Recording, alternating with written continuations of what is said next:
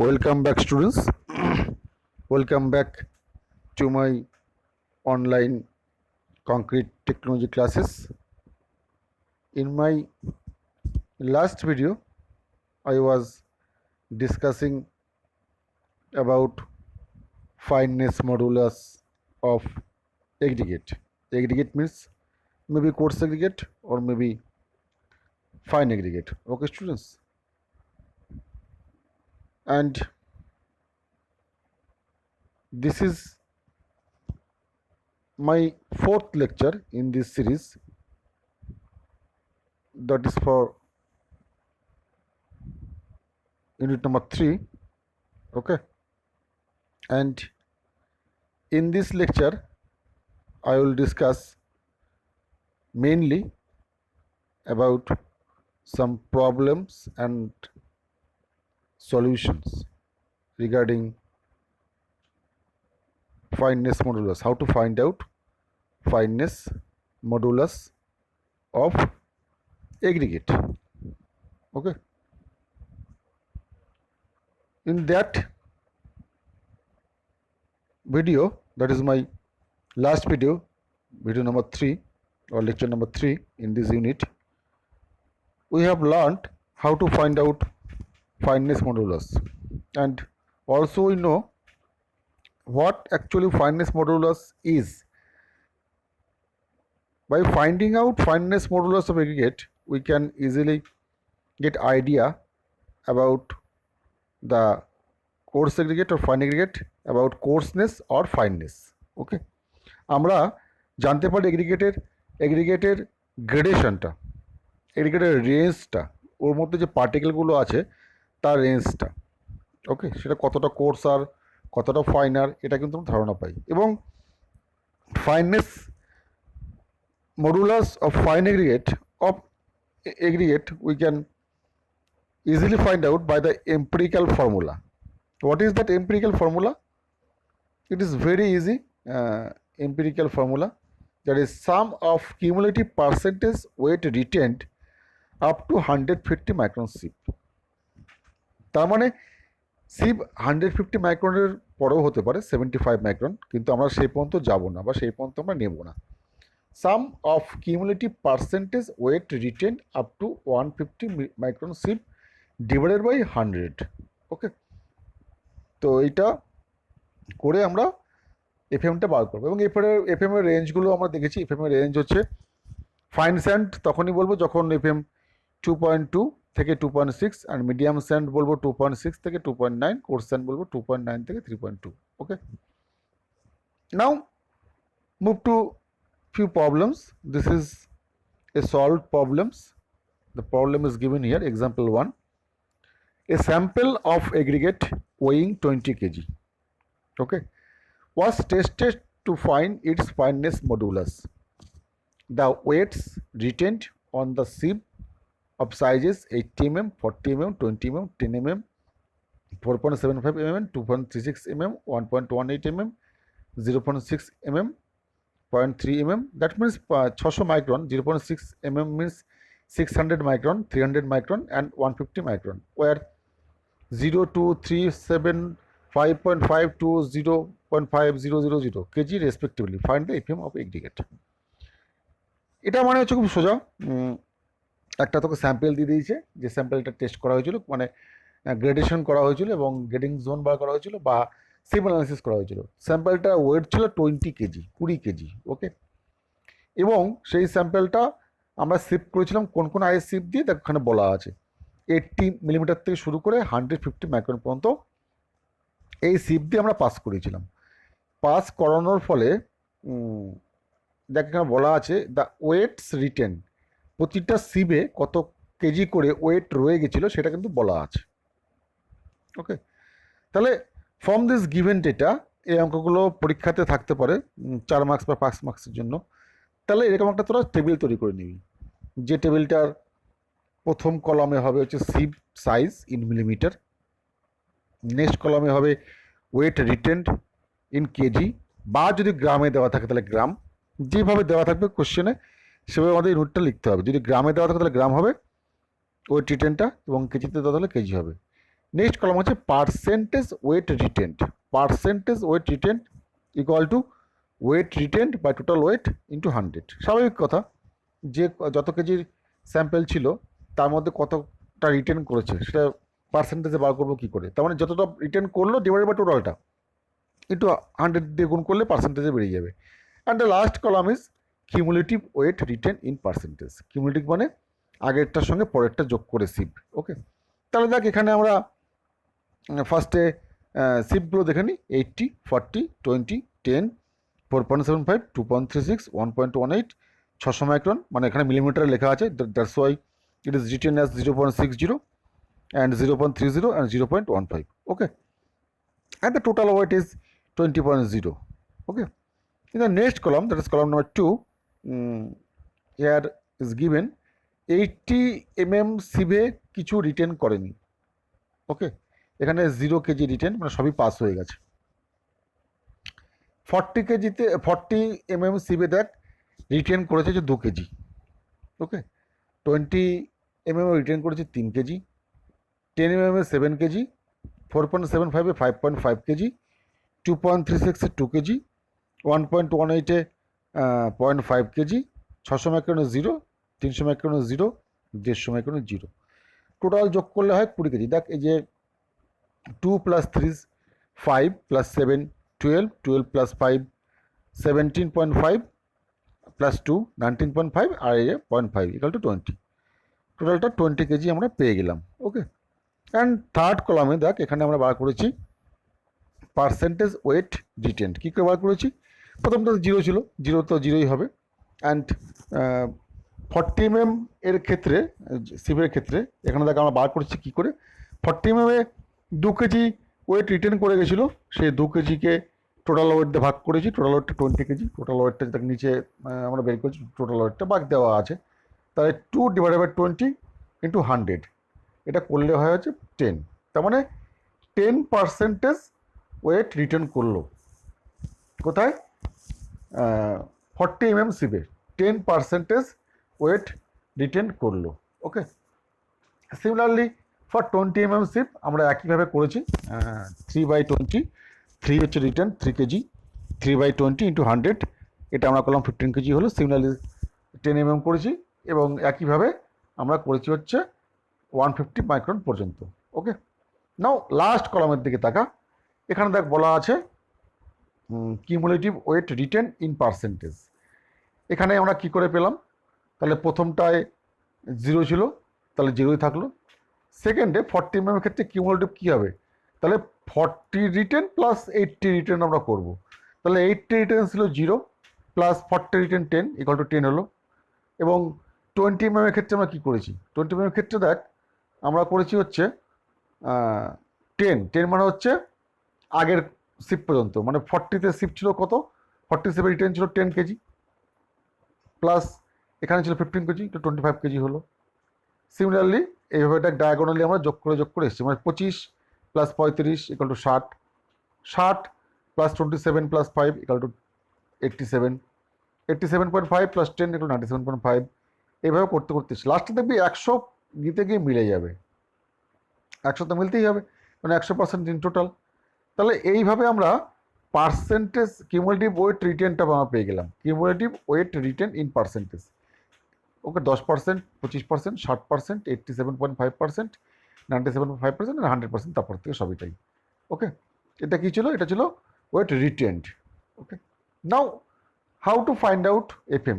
We know the formula sum of cumulative percentage weight retained up to 150 micron sieve. যদি কোথাও দেখিস 150 মাইক্রনের বেশি সিপও দেওয়া আছে, মানে 75 মাইক্রন দেওয়া আছে বা প্যান দেওয়া থাকতে পারে, সেক্ষেত্রে কিন্তু আমরা 75 মাইক্রন নেব না বা প্যানটা নেব না, আমরা 150 মাইক্রন পর্যন্তই নেব। ওকে স্টুডেন্টস, তাহলে এফএমটা বার করছি কী করে? Sum of cumulative percentage weight retained. Sum of, এটা কথাটা মানেটা কি? Up to 150 micron. এটা পেলাম কী করে? কিউমুলেটিভ পার্সেন্টেজটা কী বার করছি? তার মানে এই যে 3 নম্বর যে কলমটা ছিল, 4 নম্বর যে কলমটা cumulative weight written in percentage, মানে 0, 10, 25, 60, 87.9 থেকে 100, এগুলো কিন্তু সব করে যোগ করেছি আমরা।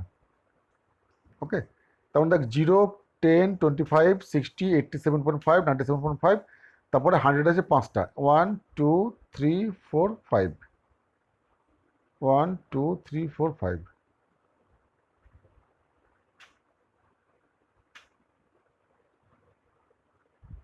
ওকে, তাহলে এটা টোটাল যোগ করে এসছে 500। না সরি, এখানে দেখ ভুল বলা আছে, এখানে 100 হবে 4টে, এখানে 5টা 100 বলা আছে, 5টা 100 তো নেই, এখানে 4টে 100 আছে, সুতরাং এটা একটু মিস্টেক আছে অঙ্কটাতে। তাহলে দেখ যোগ করে দেখ 680 আসবে, তখন একটা 100 বাদ দিয়ে দিবি, 100, 200, 300, 400, 500, 600, হ্যাঁ, তখন একটা 100 বাদ চলে যাবে। ওকে স্টুডেন্টস, তাহলে 680 ডিভাইডেড বাই 100 ইকুয়াল টু 6.8, এটা এলো হচ্ছে আমাদের এফএম।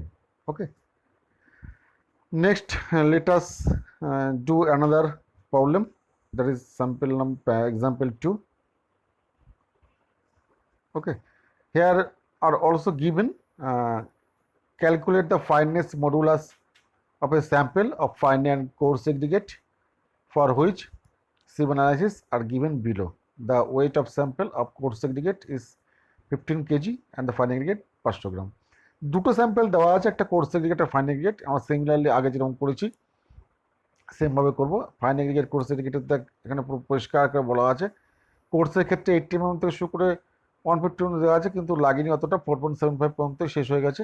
আর ফাইনের ক্ষেত্রে শুরু হচ্ছে 4.75 থেকে শেষ হচ্ছে 150 মাইক্রনে। ওকে, এখানে সবই দেওয়া আছে, ওয়েট রিটেনটা দেওয়া আছে। Okay, now let us see the solutions. Fine এগ্রিগেটের ক্ষেত্রে দেখ আমরা 80 থেকে 10 পর্যন্ত কাজে লাগানি, এখানে রেড মার্ক করা আছে ফাইন এগ্রিগেটের ক্ষেত্রে।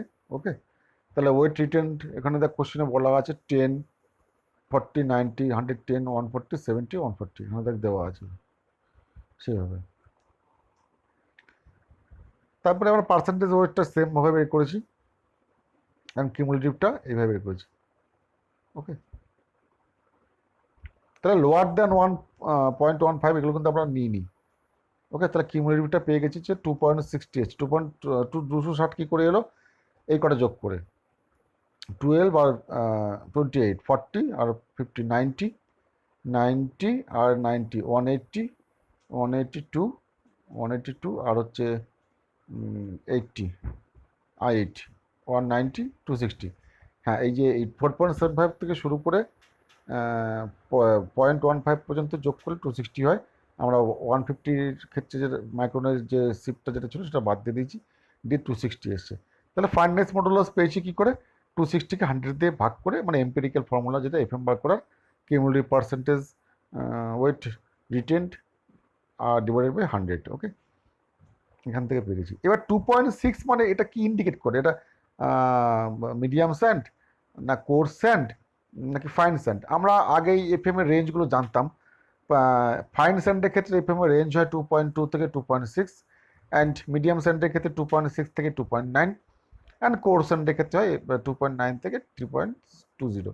তার মানে এটা ফাইন স্যান্ডের একদম শেষের দিকের এবং মিডিয়াম স্যান্ডের শুরুর দিককার স্যান্ড, মানে যেখানে ফাইন স্যান্ডটা শেষ হচ্ছে, তাহলে এটাকে আমরা বলতে পারি ফাইনার স্যান্ড। ফাইনার স্যান্ড আখ্যা নাও যদি মিডিয়াম স্যান্ডও বলতে পারি আমরা, whatever you can say, because the range is showing it is given 2.2 to 2.6 হচ্ছে ফাইন স্যান্ড, অ্যান্ড 2.6 থেকে 2.9 হচ্ছে মিডিয়াম স্যান্ড।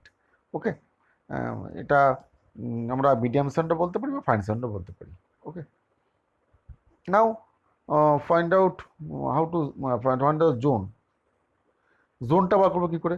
আমরা এর আগেও দেখেছি IS 383 অনুযায়ী fine aggregates are divided into 4 zones. Okay, this is very important, এটা ভালো করে তোরা বোঝার চেষ্টা কর। এই যে ছকটা দেওয়া আছে, চারটা দেওয়া আছে, এটা কিন্তু অ্যাজ পার IS 383। ওকে, তাহলে এখানে দেখ আমাদের গেটিং জোন 1 থেকে শুরু করে গেটিং জোন 4 পর্যন্ত দেওয়া আছে, গেটিং জোন 1, 2, 3, 4। তাহলে আমাদের যে রেজাল্টটা সেটা আমাদের লিখেছে একদম লাস্ট কলামে। ওকে, আমাদের এবার এই যে চারটা দেওয়া আছে এটা কিন্তু অলরেডি গিভেন ইন IS 383। তাই 10 mm দিয়ে গেটিং জোন 1-এ কোনো স্ট্যান্ড হতে গেলে 10 mm দিয়ে 100% পাস হবে, 4.75 দিয়ে 90 থেকে 100 পাস হবে, 2.36 দিয়ে 60 থেকে 95 পাস হবে, 1.18 থেকে এত থেকে 30 থেকে 70 পাস হবে, ওকে। অ্যান্ড 60 মাইক্রন দিয়ে 15 থেকে 34 পাস হবে। 300 মাইক্রনস দিয়ে 5 থেকে 20 পাস হবে, 150 থেকে পাস হবে। এবং সিমিলারলি গ্রেডিং 2 এর জন্য হলে এইগুলো পাস হবে এবং বাকিগুলো এভাবে পাস হবে, ওকে। তাহলে এবার আমাদের রেজাল্টটা দেখ এসছে, রেজাল্টটা যদি আমরা দেখি, এই যে রেজাল্টটা এখানে দেখ cumulative weight written in percentage বলা আছে। তার মানে এখানে দেখ 4.75 দিয়ে যদি 2 যদি রিটেন্ড হয় তাহলে পাস কত? অবশ্যই 100 মাইনাস 2, 98% পাস হয়ে গেছে 4.75 দিয়ে। ভালো করে বোঝ কিন্তু এটা, যদি 4.75 সিপ দিয়ে পার্সেন্টেজ কিউমুলেটিভ ওয়েট যদি রিটেন্ড হয় 2%, তাহলে পাস করেছে কত? 100 মাইনাস 2 একটু 98% পাস করেছে। দেখ এখানে সেটাই করা আছে, এই যে 4.75 দিয়ে এখানে লাস্ট কলামটা দেখ, রেজাল্টস অফ গিভেন স্যাম্পল, এটা হচ্ছে পার্সেন্টেজ পাসিং। এটা ছিল কিন্তু cumulative weight retain percentage retain ছিল 2, 4.75 দিয়ে। তার মানে এখানে পার্সেন্টেজ পাসিং কত? 98, সেটা কিন্তু এখানে করা হয়েছে। 2.36 দিয়ে দেখ এখানে 100 মাইনাস 8, 8টা পেলে কোথা থেকে? 8টা এখান থেকে পেলো, এই যে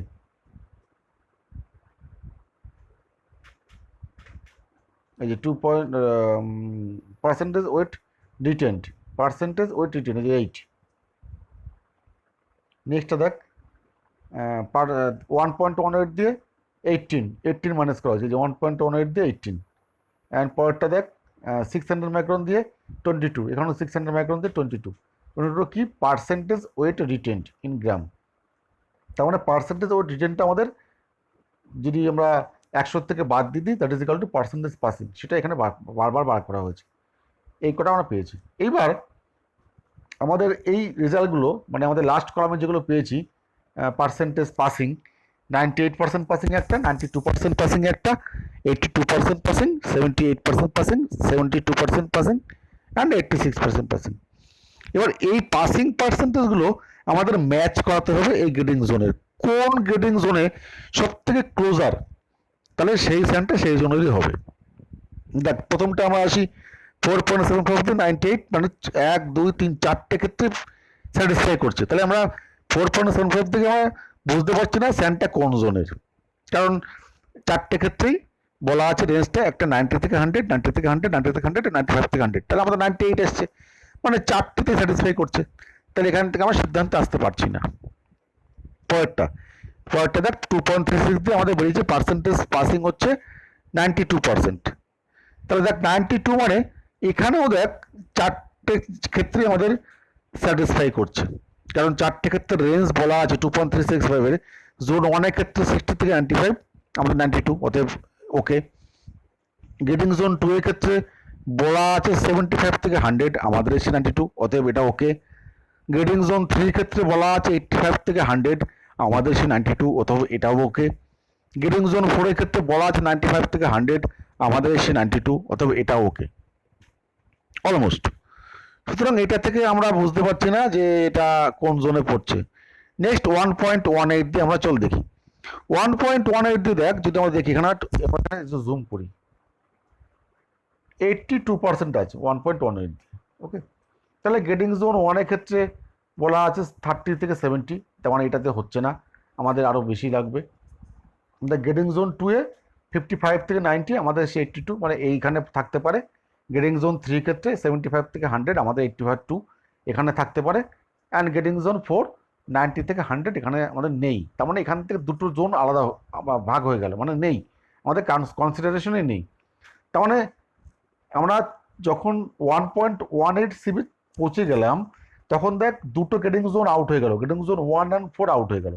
তাহলে পড়ে রইলো গ্রেডিং জোন 2 and 3, দুটোর মধ্যে একটা, এই দুটোর মধ্যে একটা আমাদের ডিসিশন নিতে হবে। চল এবার দেখি আমরা 600 মাইক্রন দিয়ে।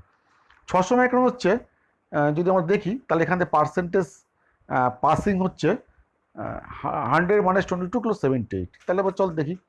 গ্রেডিং জোন 1 এর ক্ষেত্রে বলা আছে 15 থেকে 34, আমাদের 78, অতএব না, এটা আসছে না। গ্রেডিং জোন 2 এর ক্ষেত্রে বলা আছে 35 থেকে 59, আমাদের 78, এটাও আসছে না। গ্রেডিং জোন 3 এর ক্ষেত্রে বলা আছে 60 থেকে 79, আমাদের এসছে 78। দেখ গ্রিন করা আছে দুটো ক্ষেত্রে, তার মানে গ্রেডিং জোন 3 সঙ্গে ম্যাচ করছে। গ্রেডিং জোন 4-এ বলা আছে 80 থেকে 100, আমাদের এসছে 78, সুতরাং এটাও ম্যাচ করছে না। সুতরাং দেখ আমরা 600 মাইক্রনে গিয়ে আমাদের একটাই পড়ে রইল, দ্যাট ইজ জোন নাম্বার 3। ওকে, তাহলে আমরা এই 600 মাইক্রন থেকেই সিদ্ধান্তে আসতে পারি যে আমাদের কোন জোনে পড়ছে। 600 মাইক্রন থেকে আমরা বলে দেবো গ্রেডিং জোন 3-তে পড়ছে। The sand is conforming to grading zone 3 as per IS 383। Okay students, তাহলে যদি পরীক্ষাতে শর্ট কোশ্চেন থাকে কিন্তু আমরা IS 383 অনুযায়ী যে জোন আমরা ভাগ করি, সেই জোনে কোন IS শিপ দিয়ে আমরা বুঝি যে স্যান্ডটা কোন জোনে পড়ছে। The answer is 600 মাইক্রনস। এই শিপ দিয়ে আমরা বুঝি স্যান্ডটা কোন জোনে পড়ছে। এটা কিন্তু ভালো করে মনে করে রাখ, এটা কিন্তু প্র্যাকটিক্যাল থেকে কাজে লাগবে। তাহলে 600 মাইক্রন শিপ দিয়ে আমরা বুঝতে পারি স্যান্ডটা কোন জোনে পড়ছে, মূলত এই সিনটা আমাদের দেয়। তাহলে from the above table we can see the test results is conforming to grading zone 3। Okay, and decision must be taken by observing 600 micron shift. আমরা 600 micron shift থেকেই ডিসিশনটা নেব। ওকে, this was the two problem and its solutions, and some more problems will be given to you for your homework. Okay, and you should solve it in your copy and then send it to me. I will check it. Okay students, now bulking of sand. Bulking, this is a very important phenomenon of fine aggregate. Bulking of sand means increase in its volume due to presence of surface moisture. Bulking মানে হচ্ছে কোনো fine এগ্রিগেটের মধ্যে যদি free moisture থাকে তাহলে তার জন্য ভলিউমটা ইনক্রিজ করে। Okay, now the volume of sand increases with increases in moisture content up to certain limit and thereafter it begins to decrease. তার মানে ভলিউমটা শুধু বাড়তেই থাকবে না, বাড়তে থাকবে কোনো একটা পর্যন্ত, কোনো একটা পার্সেন্টেজ পর্যন্ত, তারপরে ও কিন্তু ভলিউমটা আবার ডিক্রিজ করতে শুরু করে দেয়। তাহলে maximum increase in volume may be 20 to 40%। তাহলে ভলিউম ইনক্রিজ কতটা হতে পারে? 20 to 40% when moisture content is 5 to 10% by weight। যদি ময়েশ্চার কন্টেন্ট স্যান্ডের মধ্যে 5 to 10% পর্যন্ত থাকে তখন কিন্তু ভলিউমের ইনক্রিজটা 40% পর্যন্ত হতে পারে, 20 to 40% পর্যন্ত হতে পারে। Okay, and bulking is due to formation of thin film of water around the sand grains. Sand গ্রেনের চারপাশে একটা ওয়াটারের থিন ফিল্ম তৈরি করে দেয় এবং এটা interlocking of airs between sand grains and the film of water, সেই কারণে ভলিউমটা ইনক্রিজ করে যায়। ওকে, তার মানে এটা কি করে? The film of water produces surface tension and keeps the sand grains away from each other. Okay, and when more water is added up to certain limit, bulking increases and after that sand particles get submerged. যদি বেশি পরিমাণ জল চলে আসে আবার তাহলে কিন্তু sand পার্টিকেলগুলো surface tension থেকে নিচে চলে যাবে, মানে জল একদম জলের মধ্যে ডুবে যাবে। ওকে, and the film of water around the sand particles gets washed away and then air is film escapes in the form of bubbles। তখন কিন্তু ভলিউমটা আবার কমতে শুরু করে দেয়। Now bulking of sand occurs when dry sand interacts with the atmospheric moisture। যদি পরিবেশে কোনো ময়েশ্চার থাকে বা রেইন হয় তখন কিন্তু সেক্ষেত্রে ময়েশ্চার কন্টেন্ট আসতে পারে স্যান্ডের মধ্যে। ওকে, সেখান থেকে কিন্তু আমাদের ভলিউমটা ইনক্রিজ হতে পারে। And excessive presence of moisture বা water content in the sand makes concrete to less durable and lose its strength. Okay, একটা কথা মনে রাখবি, মানে এক্সেসিভ পরিমাণে যদি ময়েশ্চার কন্টেন্ট থাকে এটা ইনক্রিজ তোর ওয়ার্কেবিলিটি ইনক্রিজ করে কংক্রিট, বাট স্ট্রেংথ লস করে দেয়। আমরা জানি জলের ওয়াটার সিমেন্ট রেশিও বেড়ে যাওয়া মানে স্ট্রেংথ কমে যাওয়া। ওকে, ওয়াটার সিমেন্ট রেশিও বাড়াটা আর স্ট্রেংথের কমাটা এটা হচ্ছে ইনভার্সলি প্রপোর্শনাল, মানে ওয়াটার সিমেন্ট রেশিও যত বাড়বে স্ট্রেংথ তত কমবে। As per IS 2386 Part 3, bulking in sand, presence of 4% moisture content in sand increase 25% of its volume। না IS 2386 পার্ট 3 এই অনুযায়ী স্যান্ডের মধ্যে যদি 4% ময়েশ্চার কন্টেন্ট থাকে তাহলে স্যান্ডের ভলিউমের বেড়ে যায় 25%.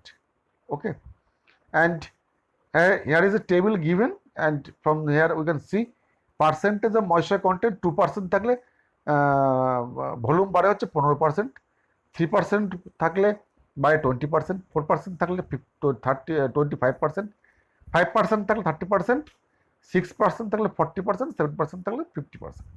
ওকে, তারপরে আর বাড়ে না, তারপরে আবার কিন্তু কমতে শুরু করে দেয়.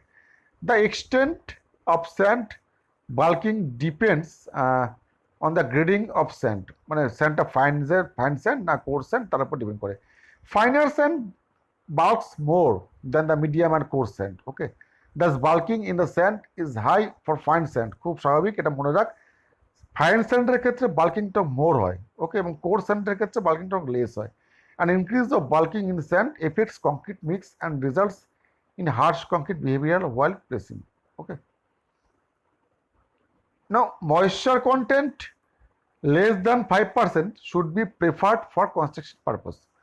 ময়েশ্চার কন্টেন্ট যদি 5%-এর কম হয় সেই টাইপ বালিগুলো দিয়ে, সেই স্যান্ডগুলো দিয়েই আমরা কিন্তু কংক্রিটে করবো. In order to calculate the bulking of sand, percentage of moisture content in the sand, the moisture content of sand is further increased by adding some more water. এটা আমরা টেস্ট করি ল্যাবরেটরিতে এবং তোদের সিলেবাসও আছে, ইফ পসিবল আমরা করব.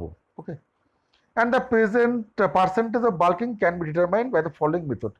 এটা দেখ পদ্ধতিগুলো এখানে বলা আছে, এটা আমি ডেসক্রিপশনে যাচ্ছি না, বিকজ আমি এটা তোদের ল্যাবরেটরিতে করাবো, ওই জন্য এখানে আমি not going to tell run right now. Okay, just তোরা দেখে রাখ, আমি যখন পরে ল্যাবের পেপারে ডিসকাস করবো, ভিডিও বানাবো, তখন আমি সেপারেটলি এটা নিয়ে ডিসকাস করবো. ওকে,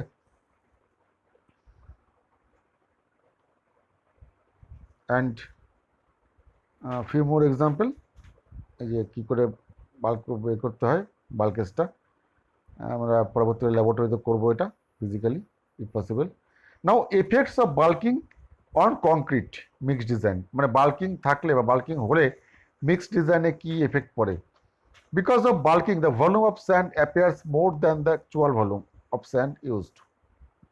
যদি বাল্কিং করে তাহলে আমরা অ্যাকচুয়ালি যে স্যান্ডটা ইউজ করি তার থেকে বেশি স্যান্ড মনে হয়. So if the sand content is less the mixed design affects. যতটুকু স্যান্ড আমরা হিসাব করেছিলাম, কারণ আমরা ওয়েট হিসাব করেছিলাম, যদি ওয়েট হিসাব করে থাকি সেক্ষেত্রে কিন্তু যদি বাল্কেজ হয়ে যায় তাহলে কিন্তু আমরা ওয়েটটা কমে গেল. ওকে, hence the concrete become harsh and this reduce the yield and quality of the concrete also. And to compensate the bulking effect of sand, extra sand is added. মানে আমরা যদি যখন দেখি যে বাল্কিং আছে স্যান্ডের মধ্যে, ময়েশ্চার কন্টেন্ট আছে, তাহলে কিন্তু আমরা এক্সট্রা করে তার মধ্যে কিছুটা পরিমাণ বালি আমরা অ্যাড করে দিই. কতটা অ্যাড করবো সেটা কিন্তু আমাদের মিক্সড ডিজাইনে ক্যালকুলেশন করেই বার করতে হবে.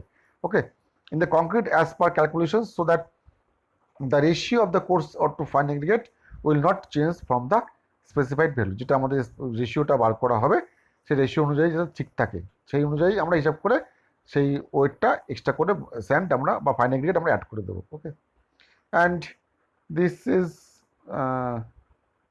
the last video of this chapter.